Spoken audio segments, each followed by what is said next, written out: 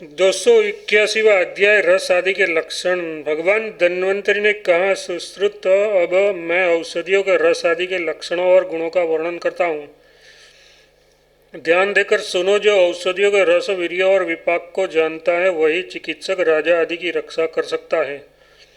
महाबाहो, मधुर, अम्ल और लवण रस चंद्रमा के उत्पन्न कहे गए हैं। कटु, तिल एवं रस कसाय रस अग्नि से उत्पन्न माने गए हैं।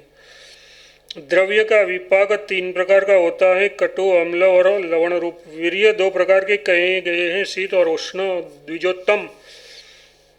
औषधियों का प्रभाव अकथनीय है। मधुर, तिलक और कसाय रस शीत वीर्य कहे गए हैं एवं शेष रस उष्ण वीर्य माने गए हैं। किंतु गिलोय तिलक रस वाली होने पर भी अत्यंत वीर्यप्रद होने से उष्ण है।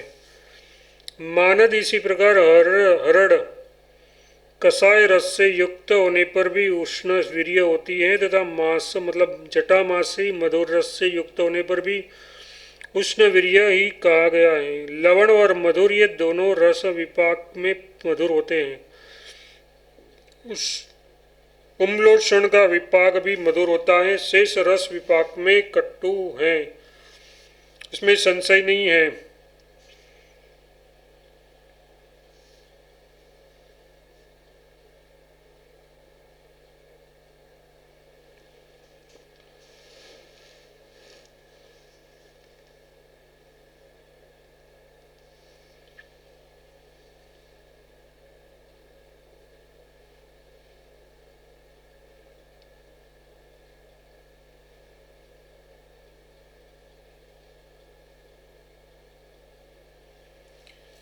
शेष रस विपाक में कटु है, इसमें संशय नहीं है कि विशेष वीर्ययुक्त द्रव्य के विपाक में उसके प्रभाव के कारण विपरीतता भी होती है, क्योंकि शहद मधुर होने पर भी विपाक में कटु माना गया है।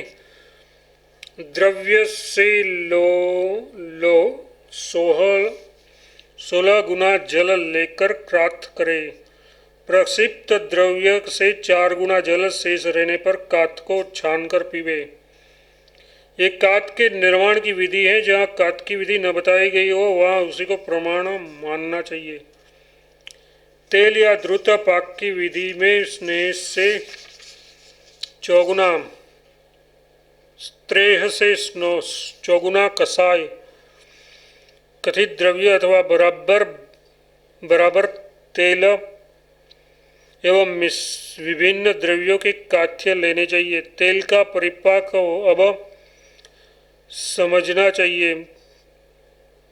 तेल का परिपाक तब समझना चाहिए जबकि उसमें डाली हुई औषधियाँ उफनते हुए तेल में जलकर ऐसी हो जाए कि उन्हें ठंडा करके यदि हाथ पर रगड़ा जाए तो उनकी बत्ती सी बन जाए। विशेष बात यह है कि उस बत्ती का संबंध अग्नि से किया जाए तो चिड़चिड़ाहट की प्रतीति न हो, तब सिद्ध तेल मानना चाहिए। सुषित चाटने योग्य औषध द्रव्यों में भी उसके समान प्रक्षेप आदि होते हैं। निर्मल तथा उचित औषध प्रक्षेप द्वारा निर्मित काथ्य उत्पन्न होता है तथा उसका प्रयोग लेह आदि में करना चाहिए। चूर्ण की मात्रा 1 तोला और काथ्य की मात्रा 4 पल है। ये मध्यम मात्रा मतलब साधारण मात्रा बतलाई गई है।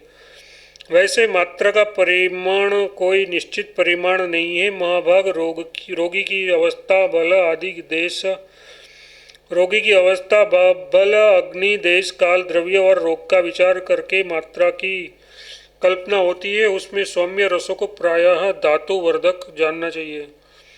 मधुर रस तो विशेषतया शरीर के धातुओं की वृद्धि के लिए जानना चाहिए। दोष धातु और द्रव्य समान गुण युक्त होने पर भी शरीर की वृद्धि करते हैं और उसके विपरीत होने पर क्षयकारक होते हैं। नरश्रेष्ठ, इस शरीर में 3 प्रकार के उपस्तंभ मतलब खंभे होते कहे गए हैं, आहार, मैथुन और निंद्रा। मनुष्य इसके प्रति सदा सावधानी रखे। इसके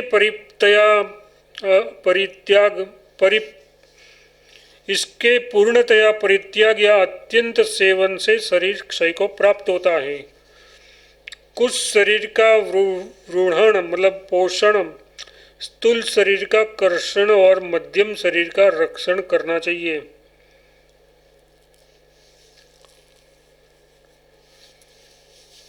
ये शरीर के 3 भेद माने गए हैं, तर्पण और अतर्पण। इस प्रकार आहारादि उपक्रमों के 2 भेद होते हैं।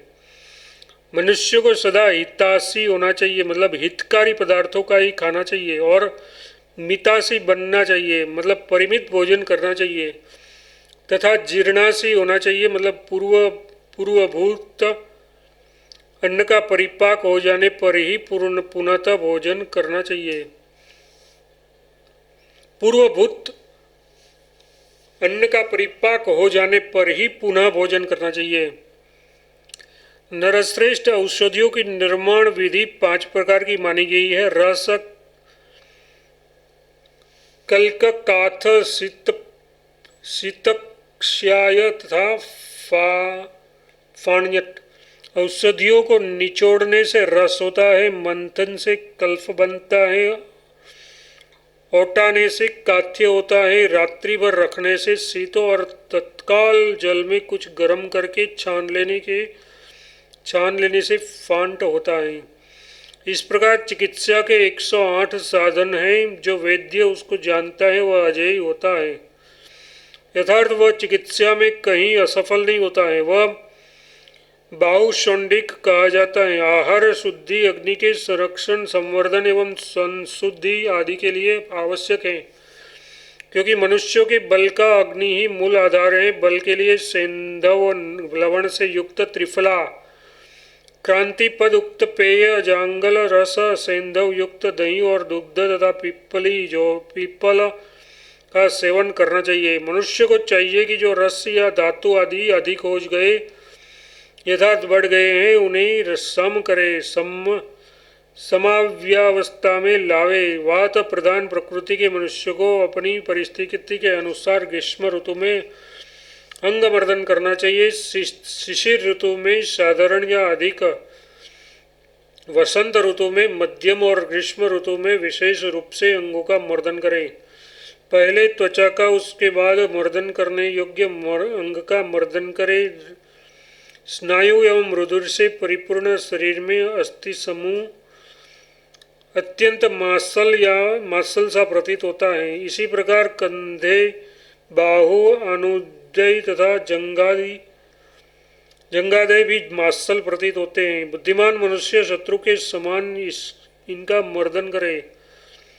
जत्रु मतलब हंसली का भाग, वृक्षस्थल मतलब छाती, इन्हें पूर्ववत साधारण प्रकार से मले तथा समस्त अंग संधियों को खूब मलकर उन्हें अंग संधियों को फैला दे, किंतु उसका प्रसारण हठात एवं कर्म विरुद्ध न करे। मनुष्य अजीर्ण में भोजनोपरांत और तत्काल जल पीकर परिश्रम न करे। दिन के 4 भाग प्रहर होते हैं। प्रथम प्रहर के व्यतीत हो जाने पर व्यायाम न करे। शीतल जल से एक बार स्नान करे। उष्ण जल थकावट को दूर करता है, हृदय के श्वास को अवरुद्ध न करे। व्यायाम कफ को नष्ट करता है तथा मर्दन वायु का नाश करता है। स्नान पित्ताधिक्य का शमन करता है। स्नान के पश्चात धूप का सेवन प्रिय है। व्यायाम का सेवन करने वाले मनुष्य धूप और परिश्रम युक्त कार्य को सहन करने में समर्थ होते हैं। इस प्रकार आदिअग्नि महापुराण में रसादि लक्षणों का वर्णन नामक 281वां अध्याय पूरा हुआ। 282वां अध्याय आयुर्वेदोक्त वृक्ष विज्ञान। धन्वंतरि कहते हैं, श्रुश्रुत अब में वृक्षायुर्वेद का वर्णन करूंगा। क्रमशः गृह के उत्तर दिशा में प्लक्ष मतलब पाकड़, पूर्व में वट मतलब बगदर, दक्षिण में आम्र और पश्चिम में अस्वस्थ मतलब पीपल वृक्ष मंगल माना गया है। घर के समीप दक्षिण दिशा में उत्पन्न हुए कोटेदार वृक्ष भी शुभ है। आवास स्थान के आसपास उद्यान का निर्माण करें अथवा सब और का भाग पुष्पित तिलों से सुशोभित करे। ब्राह्मण और चंद्रमा का पूजन करके वृक्षों का आरोपण करे। वृक्षारोपण के लिए तीनों उत्तरा, स्वाति, हस्त, रोहिणी, श्रवण और मूल ये नक्षत्र अन्यत्र अत्यंत प्रशस्त है। उद्यान में पुष्करणी मतलब बावली का निर्माण करा के और उसमें नदी के प्रवाह का प्रवेश करावे। जलाशय आरंभ के लिए हस्त, मघा, अनुराधा, पुष्य, ज्येष्ठा, शतभिषा, उत्तराषाढ़ा, उत्तरा भाद्रपदा और उत्तरा फाल्गुनी नक्षत्र उपयुक्त है। वरुण, विष्णु और इंद्र का पूजन करके इस कर्म को आरंभ करे। नीम, अशोक, पुन्नाग मतलब नागकेसर, शीरीष, प्रियंगु, अशोक, कदली मतलब केला, जम्बू मतलब जामुन, वकुल मतलब मौलसीरी और अनार वृक्षों का आरोपण करके ग्रीष्म ऋतु में प्रातः काल और सायंकाल, शीत ऋतु में दिन के समय एवं वर्षा ऋतु में रात्रि के समय भूमि के सूख जाने पर वृक्षों को सींचे। वृक्षों के मध्य में 20 हाथ का अंतर मतलब उत्तम, 16 हाथ का अंतर मध्यम और 12 हाथ का अत्यंत अधम कहा गया है। 12 हाथ अंतर वाले वृक्षों को स्थानांतरित कर देना चाहिए। घने वृक्ष फलहीन होते हैं, पहले उन्हें काट छांट कर शुद्ध करें, फिर विरग, दूत और पक मिश्रित शीतल जल से उसको सींचे। वृक्षों के फलों का नाश होने पर कुल्थी, उड़द, मूंग, जौ, तिल और दूध से मिश्रित शीतल जल के द्वारा यदि सिंचन किया जाए तो वृक्षों में सदा फलों एवं पुष्पों की वृद्धि होती है। भेड़ और बकरियों की विष्ठा का चूर्ण, जौ का चूर्ण, तिल और जल इनको एकत्र करके 7 दिन तक एक स्थान पर रखे। उसके बाद उससे सींचना सभी वृक्षों के फल और पुष्पों को बढ़ाने वाला है। मछली के जल जिसमें मछली रहती हो से सींचने पर वृक्षों की वृद्धि होती है। विडंग चावल के साथ ये जल वृक्षों का दोहद मतलब अभिलषित पदार्थ है। इसका सेचन असाधारणता सभी वृक्ष रोगों का विनाश करने वाला है। इस प्रकार आदि आपने महापुराण में वृक्षायुर्वेद का वर्णन नामक 282वां अध्याय पूरा हुआ। 283वां अध्याय नाना रोग नाशक औषधियों का वर्णन। भगवान धन्वंतरी कहते हैं, अडुसा, मुलाठी या कचूर दोनों प्रकार की हल्दी और इंद्र यव इसका काथ बालकों के सभी प्रकार के अतिसार में तथा स्तन्य मतलब माता के दूध के दोषों में प्रशस्त है। पीपल और अतीस के सहित काकड़ा, श्रृंगी का अथवा केवल एक अतीस का चूर्ण करके बालकों को मधु के साथ चटावे। इससे खांसी, वमन और ज्वर नष्ट होता है। बालकों को दुग्ध, द्रुत अथवा तिल के साथ वच का सेवन करावे अथवा मूल, अठी और शंख पुष्पी को दूध के साथ बालक पिए। इससे बालकों की वाक शक्ति एवं रूप संपत्ति के साथ साथ आयु, बुद्धि और क्रांति की भी वृद्धि होती है। वच, कलहारी, अडूसा, सौंठ, पीपल, हल्दी, कूट, मूल, हठी और सेंधव इसका चूर्ण बालकों को प्रातःकाल पिलावे। इसका सेवन वृद्धि वर्धक है। देवदारू, बड़ा सहज, त्रिफला और नागर मोथा इनका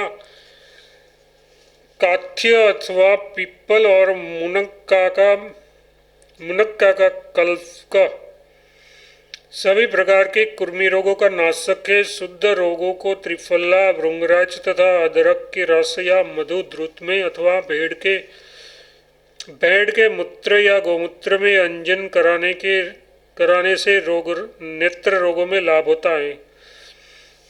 दुर्वा रस का नस्य नाक से बहने वाला रक्त रोग नासा को शांत करने में उत्तम है।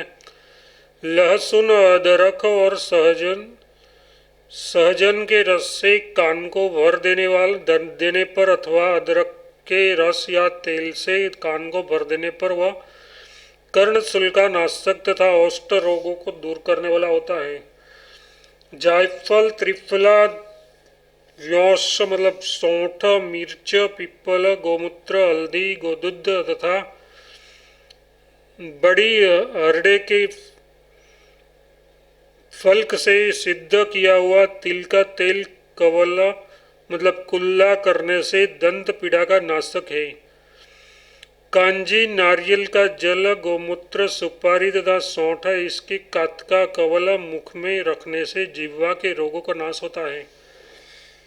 कालिहारी के कल का मतलब पीसे हुए द्रव्य में निगुंडी के रस के साथ सिद्ध किया हुआ तेल का नस्य लेने अथवा नाक में डालने से गंडमाला और गलगंड रोग का नाश होता है। सभी चर्म रोग को नष्ट करने वाले आक, काटा,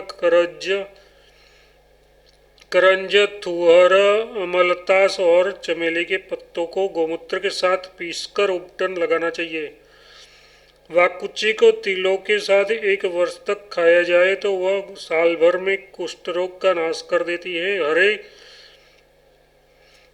पिलावा, तेल, गुड़ और पिंड खजूर एक कुष्ठ नाशक औषधि है। पाठा, चित्रक, हल्दी, त्रिफला और व्योस्त मतलब सौंठ, मिर्च, पीपल इसका चूर्ण तक्र के साथ पीसने अथवा गुड़ के साथ हरितकी खाने से अर्श रोग का नाश होता है। प्रमेय रोग को त्रिफला, दारू, हल्दी, बड़ी इंद्रायण और नागरमोथा इनका काथ्य या आंवले का रस, हल्दी, कलका और मधु के साथ पीना चाहिए। अडूसे की जड़, नीलोई और अमलतास के काथ्य में शुद्ध अरंडिया का तेल मिलाकर पीसने से वातरंग का नाश होता है। और पिपली प्लीहा रोग को नष्ट करती है। पेट के रोगी को थुहर के दूध में अनेक बार भावना दी हुई पिपली का सेवन करना चाहिए। त्रिचित्रक, अविडंग तथा त्रिकटु, सौंठ, मिर्च, पीपल के कल्क से सिद्ध दूध अरुचि रोग का निवारण करता है। पिपलामूल, वच, हरडे, पीपल और विडंग को घी में मिलाकर रखे उसके सेवन से या केवल तक्र के साथ मास्तक सेवन से ग्रहणी, अर्श, पांडु, गुल्म और कृमि रोग का नाश होता है। त्रिफला, गिलोय, अडूसा, फटकी, चिरायता इसका काथ्य शहद के साथ पीने से कामला सहित पांडु रोग का नाश होता है। अडूसे के रस को मिश्री और शहद मिलाकर पीसने या शतावरी, दाख, खर्रेटी और सौंठ इनसे सिद्ध किया हुआ दूध पीने से रक्त पित्त रोग का नाश होता है।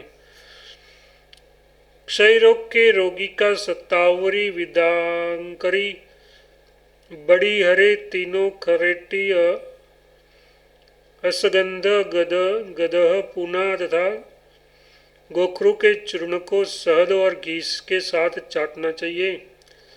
हर्रे, सहजन, करजन, आक, दालचीनी, पुनर्नवा, सौंठ और सेंधिया इसका गोमूत्र के साथ योग करके लेप किया जाए तो वह विद्रिंदी की गांठ को पकाने के लिए उत्तम उपाय है। निशोध, जीवंती, दंती, मूल, मंजिठा दोनों हल्दी, रसायन और नीम के पत्ते का लेप बगंदर में श्रेष्ठ है। अमलतास, हरिद्रा, लाक्षा और अडूसा इसके चूर्ण को गोधृत और शहद के साथ बत्ती बनाकर नासूर में देवे। उससे नासूर का शोधन होकर घाव भर जाता है। पिपली, मुलहठी, हल्दी, लौंद, पद्मकाष्ठ, कमल, लाल चंदन एवं मिर्ची इसके साथ गोदूध में सिद्ध किया हुआ तेल गांव को भरता है। श्रीताड़, कपास की पत्तियों की भस्म, त्रिफला, गोल मिर्च, खर्रेटी और हल्दी इसका गोला बनाकर घाव का स्वेदन करे और इन औषधियों के तेल को घाव पर लगावे। दूध के साथ कुंभिसार मतलब गुग्गल सार को आग पर जलाकर वर्ण पर लेप करे अथवा गुग्गल सार को दूध में मिलाकर आग से जले हुए वर्ण पर तेल लेप करे अथवा जल कुंभी को जलाकर दूध में मिलाकर आग लगाने से सभी प्रकार के वर्ण ठीक होते हैं। इसी प्रकार नारियल की जड़ की मिट्टी में द्रुत मिलाकर सेक करने से वर्ण का नाश होता है। सौंठ, अजमोद, सेंधा नमक, इमली की छाल इन सब के समान भाग हर्रे को तक्र या गर्म जल के साथ पीने से असितार का नाश होता है। इंद्रियों, अतिश, सौंठ, बेलगिरी और नागरमोथा का काथ्य आम सहित जीर्ण अतिसार में और सूल सहित रक्तातिसार में भी पिलाना चाहिए। ठंडे थुहर में सेंधा नमक भरकर आग में जला ले, फिर यथोचित मात्रा में उदर सुर वाले को गर्म जल के साथ दे अथवा सेंधा नमक, हींग, पीपल, हरड़े इसका गर्म जल के साथ सेवन करावे। वर की वरोह, कमल और धान की खिल का चूर्ण इसको शहद में भिगोकर कपड़े में पोटली बनाकर मुख में रखकर उसे चूसे तो उससे प्यास दूर होती है। अथवा कुटकी, पीपल, मीठा, फूट एवं धान का लावा मधु के साथ पिलाकर पोटली में रखकर मुंह में रखे और पीसे तो प्यास दूर हो जाती है। पाठा, दारू, हल्दी, चमेली की पत्र, मनुक्का की जड़ों और त्रिफला इसका काथ्य बनाकर उसमें शहद मिला दे। इसको मुख में धारण करने से मुखपाक रोग नष्ट होता है। पीपल, अतिश, कुटकी, इंद्रियव, देवदारू, पाठा और नागरमोथा इसका गोमूत्र में बनाओ काथ्य मधु के साथ लेने पर सब प्रकार के कष्ट रोग का नाश होता है। हरड़े, गोखरू, जवासा, अमृतास एवं पाषाण भेद इसके काथ्य में शहद मिलाकर पीने से मूत्रकुच का कष्ट दूर होता है। बांस का छिलका और वरुण की छाल का काथ्य शर्करा और अस्मरी रोग का विनाश करता है। सलीपद रोग से युक्त मनुष्य खट्टोट मतलब सिंहोरा की छाल का काथ्य मधु और दूध के साथ पान करे। उड़द, मदार की पत्ती तथा दूध, तेल, मोम एवं सेंधव लवण इसका योग पाद रोग नाशक है। सौंठ, काला नमक और हींग इनका चूर्ण या सौंठ के रस के साथ सिद्ध किया घी अथवा इसका काथ्य पीने से मलबंध दोष और तत्संबंधी रोग नष्ट होते हैं। गुल्म रोगी सर्जक्षार, चित्रक, हिंग और अजमोद इसके रस के साथ या विडंग एवं चित्रक के साथ तक्रपान करे। आंवला, परवल और मूंगा इसके काथ्य का द्रुत के साथ सेवन विसर्प रोग का अपहरण करने वाला है। अथवा सौंठ, देवदारू और पुनर्नवा या बंसलोचन इसका दुग्धयुक्त काथ्य उपकारक है। गोमूत्र के साथ सौंठ, मिर्च, पीपल, लोचूर्ण, यवक्षार तथा त्रिफला का काथ्य सौंठ मतलब सूजन को शांत करता है। जड़, अहिजन एवं निषोध, सेंधव लवण इसका चूर्ण या काथ्य भी शौथ को शांत करता है। निःशोध एवं गुड़ के साथ त्रिफला का काथ्य विरेचन करने वाला है। वच और मैन फल के कात का जल वमन कारक होता है।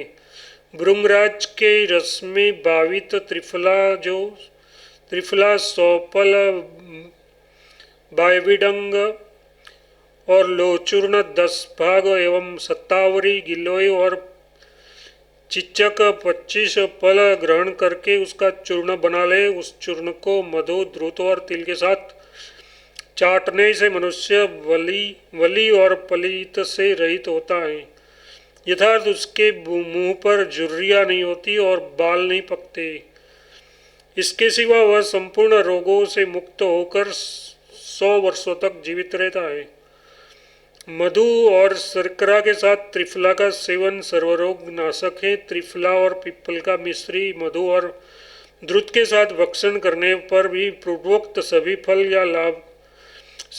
या लाभ प्राप्त होते हैं। हरडे, चित्र का सौंठ, गिलोय और मूसली का चूर्ण गुड़ के साथ खाने पर रोग का नाश होता है और 300 वर्षों की आयु प्राप्त होती है। जपा पुष्प को थोड़ा मसल कर जल में मिला दे। उस चूर्ण जल को थोड़ी सी मात्रा में तिल में मिला देने पर तैल द्रुताकार हो जाता है। जलगो मतलब बिल्ली की, जरायु मतलब गर्भ की, जिल्ली की धूप देने से चित्र दिखलाई नहीं देता। फिर शहद की धूप देने से पूर्ववत दिखाई देने लगता है। पाडरक की जड़, कपूर, जौं और मेढक का तेल, इसको पीसकर दोनों पैरों में लगाकर मनुष्य जलते हुए अंगारों पर चल सकता है।